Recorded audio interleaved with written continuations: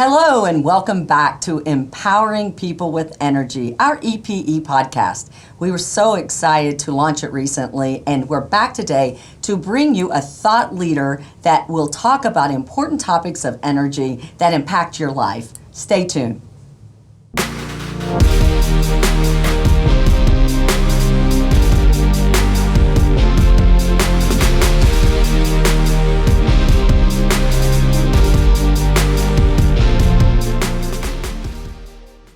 When we started our podcast, we promised to bring you thought leaders that had deep experience in energy. And today, I'm so excited to have with me one of my favorite people and people that I rely on for information about our industry, Jessica Christensen, our Senior Director of Innovation and Sustainability. Jessica, welcome to our podcast. Thanks. It's exciting to be here. This is something new for us at EPE. This is really great. We're Happy doing to be a part new of it. things all the time, Jessica. I know. Speaking of new, you have a new title, Senior Director of Sustainability and Innovation, or the other way around. Innovation and sustainability. That's right. So tell me, what do you do day to day? What is that job all about? So, I think I have one of the best jobs here at the electric company because it's different almost every day. I have the great fortune of working with our teams who oversee a lot of how we're going to implement new technologies, new solutions for our customers here at EPE. And that includes our renewable development team. So that's the team that identifies new renewable projects and figures out how to get them from idea to in the ground. Also, our teams that oversee transportation electrification, which I think is really going to expand hugely here in El Paso, and we're really excited about that. Also, the teams that oversee advanced metering or smart metering, I think we're going to talk a little bit more about that today. And then our environmental and sustainability teams, which keep track of all our environmental performance data and identify opportunities for us to improve operationally as far as our environmental performance goes. So it's a lot of different things, and it's always changing and always evolving. So And why I'm excited to have you, it really involves some of our key priorities: renewable development, transportation, electrification, clean energy, technology, and you mentioned smart metering. But before we go there, we are so excited, I know, to get you in the first place. You've been now with us 8 years. Tell us what led you to El Paso, what drew you here, and how do we get to keep you? Well, my journey to El Paso, it was sort of a long one, but I spent most of my professional life doing either research or in the consulting space in the engineering and environmental fields. And I did that work all over the country, literally all four corners, from Pennsylvania to South Florida to the Pacific Northwest to Alaska, and then ultimately here in El Paso. And you know what? I landed here because I had fallen in love with this region. I had the opportunity to do some research that was based out of New Mexico State University in Las Cruces. And when I left here, I knew, and I left here incidentally for Anchorage, Alaska. When I left, I knew I always wanted to come back, just regionally. It's just such a special place to be. Mm-hmm. You said I've been here 8 years. It's the longest I've been anywhere as an adult. And I think it's largely just because there's so much happening here. Everything's always changing, but it's just such a welcoming community. And, also, I'll be really honest, I love the weather. So. I found it the same. Being from Chicago for the last 3 years, I love the weather, but you're right, I love the people and the welcoming nature, the culture of family. It's really a special place. Jessica, community involvement is key and core to EPE. And I have been on a number of different volunteer activities. I have to say, you are at every one of them. I don't think I would have come back so many times, except you made me feel guilty because you're always there. And I said, if she's always there, I have to be there, right? Tell me some of the things you've been involved in and some of them that you found really rewarding. Well, I would venture to guess, Kelly, that you've been to more than I have, but I do, I think the community engagement is a universal truth here in El Paso, and it resonates so strongly for all of us at EPE as employees.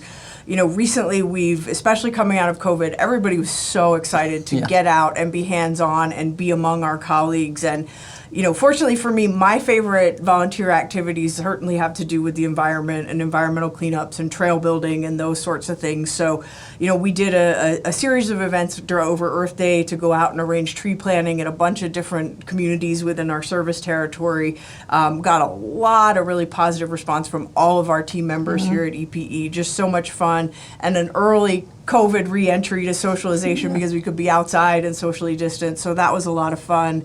We're always looking for places to go clean up. I think you and I strangely share this affinity for picking up trash. I don't know if it meant we did a lot of community service in a previous They used to call me life. trash lady in other towns. I don't like trash. So that's a big one. We've been doing, we supported some trail improvement efforts at the Dino tracks near Mount Cristo Rey, which I'm really excited to get you out there and some of our team members to see that. I think it's just an untapped resource here that a lot of El Pasoans aren't aware of.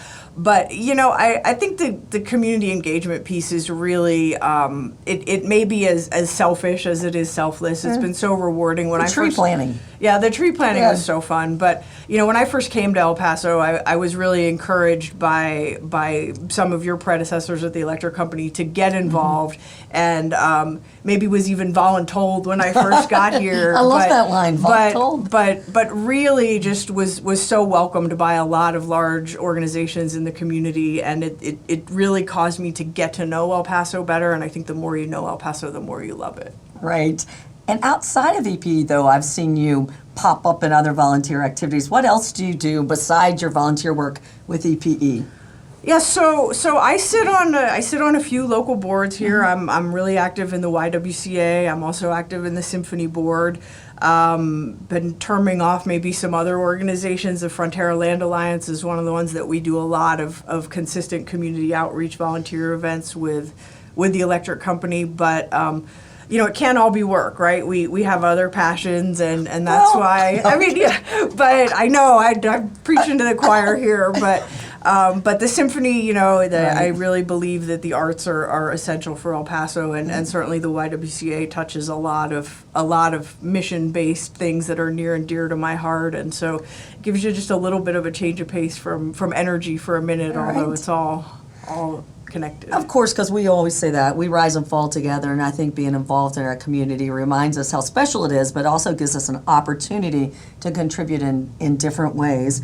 I know that even outside your volunteer work, that you've taken great advantage of our region, and I've found that some of us, plants, we're such marketers for El Paso, right? People are like, after month 3 to me, did you go to Waco Tex? Yes. Did you go to La Mesquite? Yes. Did you go to Juarez? Yes. Did you go to Pink Story? Yes. They're like, so we get so hungry because there's so much to do and see, and I know that you're very active. Tell me some of your favorite places, hikes, whatever. What do you love about the region? So I love this desert. I love the Chihuahua Desert, I know you always like to tell me that I'm a little bit of a nerd with these things, but, the Chihuahua Desert it's just the most prolific desert. It's the largest North American desert. And I sort of like it because it's all consuming when you're out there, and I think it's just brilliant. I spend a lot of time locally up around Trans Mountain and hiking around there, but I will say one of my regional favorites is Big Bend National Park. I haven't had the opportunity to get down there so much during COVID, but I think there's just so many spectacular regional things here. I mean, close seconds and third are certainly White Sands and Carlsbad Cavern. I'm a big fan of the national parks, and we just have these really unique features here in our region. Well, I think your love for the land is what has drawn you to be the environmentalist you are, and I think it's odd when people say within our EPE we have a deep care and concern for the environment, and it kind of got buried a little bit, but you're in charge of our environmental compliance here at EPE, along with a lot of other things. But tell me, how do you approach that piece of your job? And then we'll get to smart meters, but how do you approach that, and what draws you to be an energy company in charge of environmental compliance? Right. Well, environmental compliance is it's the baseline standard for us, right? I mean, as a regulated utility, we have a lot of obligations for our environmental commitments that we need to make.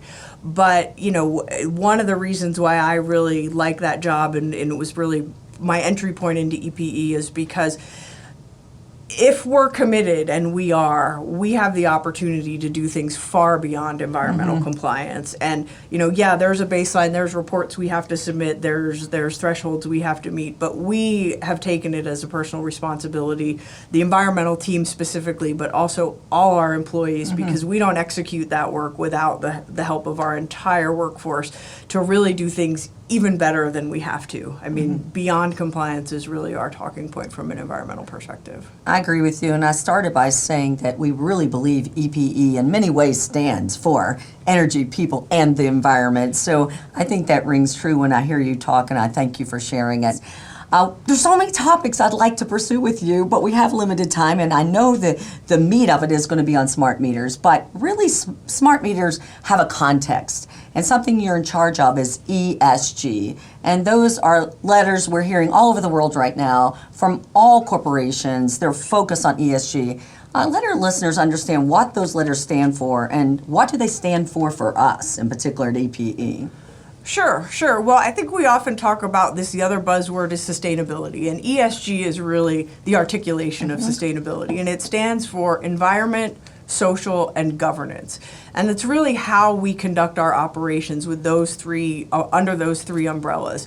And to break it down a little bit, I think the environmental piece is often the most intuitive to most people. It's how do we conduct our operations, keeping in mind the environmental impacts throughout, from supply chain to execution, life cycle analysis, how we ultimately dispose of things, and minimizing our environmental footprint in everything that we do.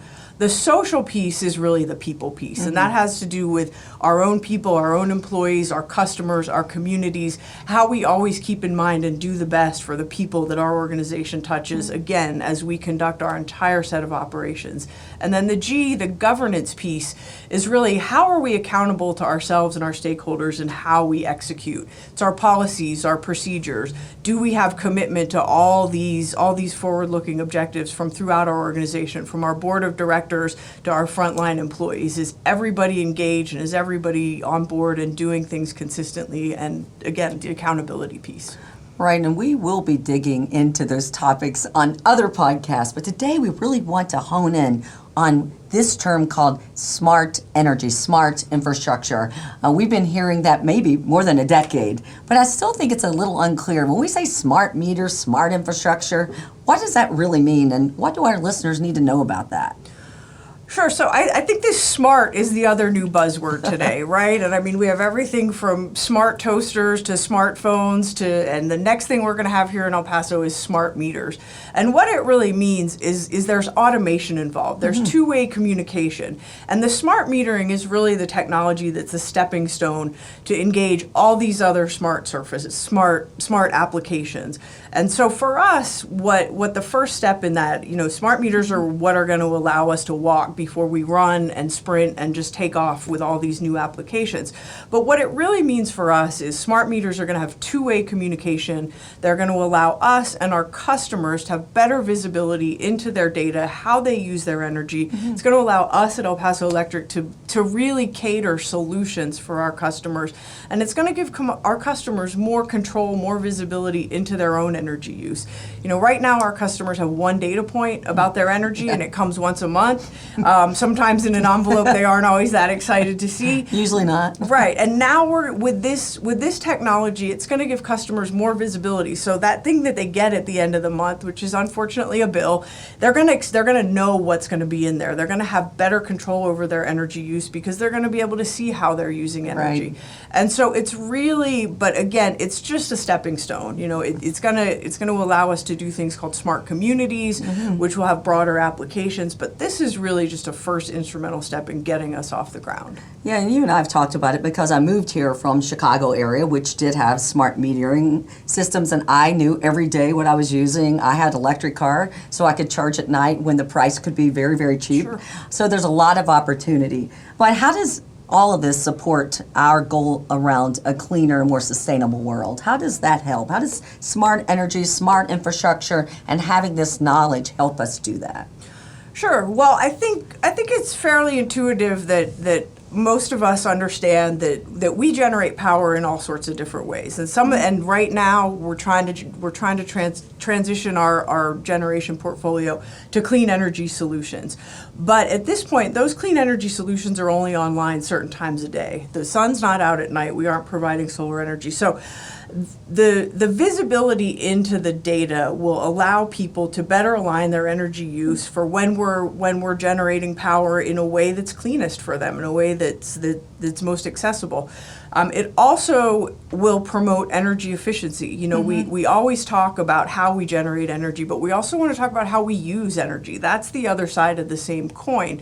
And unless we can have that visibility into our own energy consumption, as you said, really being purposeful about when you're charging your EVs, you know, it's using energy efficiently, and these meters are going to help give our customers the tools to make those energy efficient decisions for themselves. And I think we've talked about this before in different forums, but our customers have paid for almost $5 billion of assets over the years. Sure. And we want to make sure that they're using them appropriately, meaning that we're not building infrastructure that's only used a couple hours a year or a couple hours a month. We want to build infrastructure that is used a lot, and we know that giving people information will make them partners or help them partner with us to make sure that happens. But you and I have discussed this a lot. Meters are only one part of a smart infrastructure. It's an important part, but it's the part that gets a lot of press. But there's a lot going on in smart infrastructure today. So what are some of those things that you're excited about that are helping us use the grid more wisely, make energy more affordable, and give people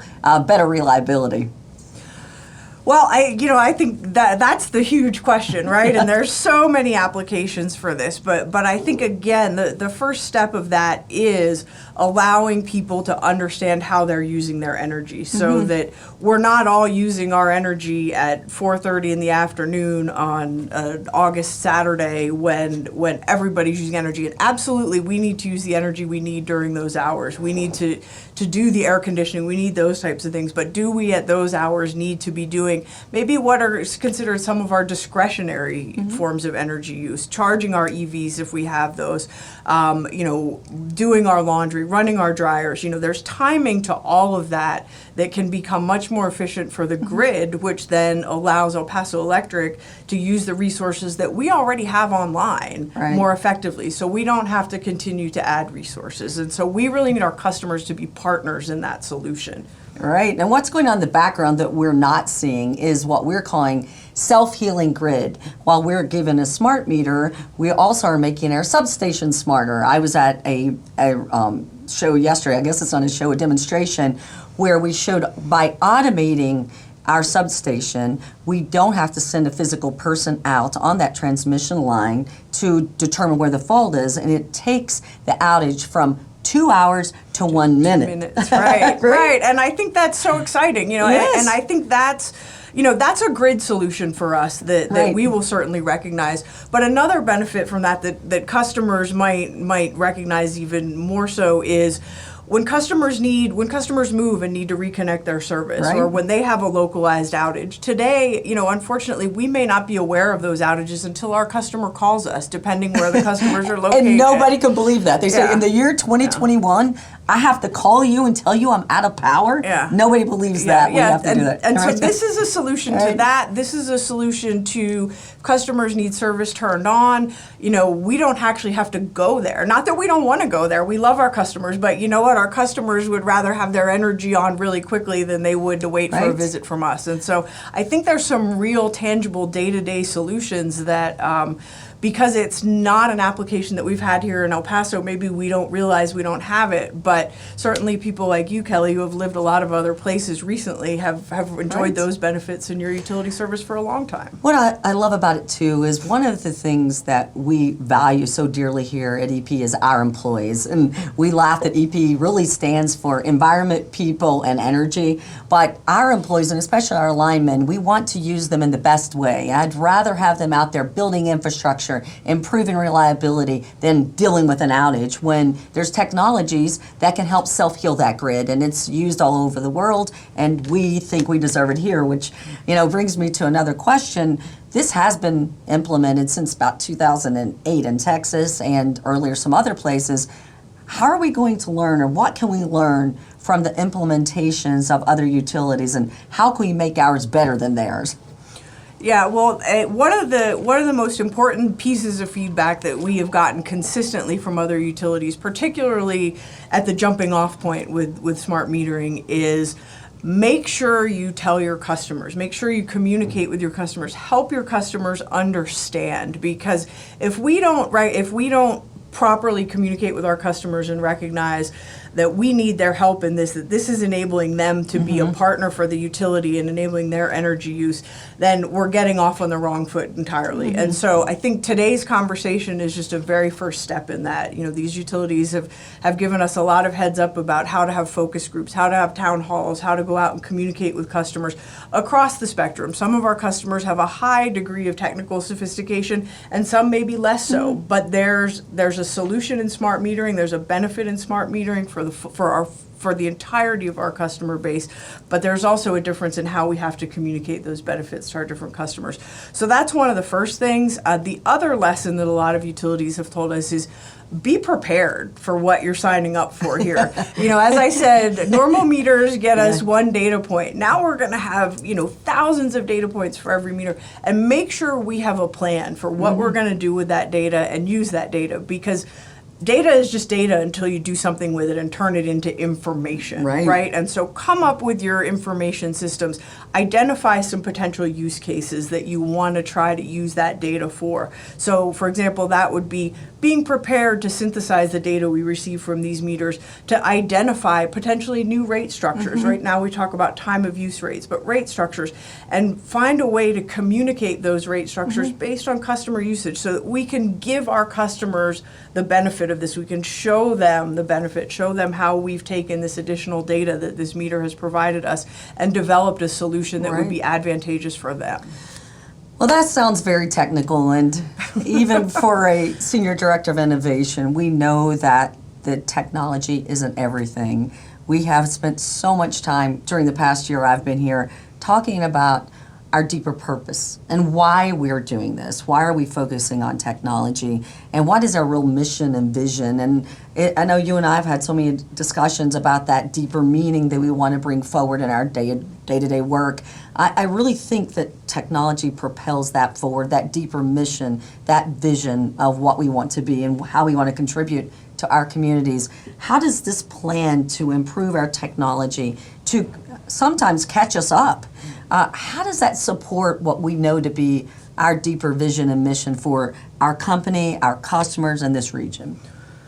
Well, you know, I think our purpose as a company is to support our region, right? I mean, we recognize all the great things that are happening in El Paso, and we recognize that all of those are dependent on energy. And we as the electric company have the honor and privilege of being the people that provide that energy. And we need to provide it as reliably as we can, as affordably as we can, and also as clean as we can. And you're exactly right. The technology is a tool. The technology is not the be all end all. We're not trying to just implement technology for the fun of it.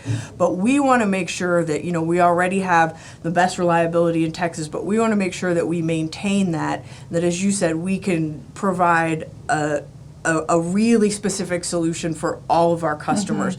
Across the financial spectrum, across the technology spectrum, across the use spectrum. You know, economic development is huge for us here in El Paso. We're always trying to look for new businesses to come to town. They're not going to come to town if we don't have a point solution for them. That, you know, they can't call us today and say, hey, we'd like to come to town and we would like a clean energy solution available for us. And we can't take 2 years to give them that answer. And the same is true for even our smaller customers, our existing customers. And so the technology is going to help us develop those solutions that will both foster that economic development, but also continue to provide safe and reliable service for the customers we have today. Well, I want that point to be noted, because I have been in many conversations with people trying to determine where is the best place to site their business. And what they look for is reliable, affordable, cleaner energy.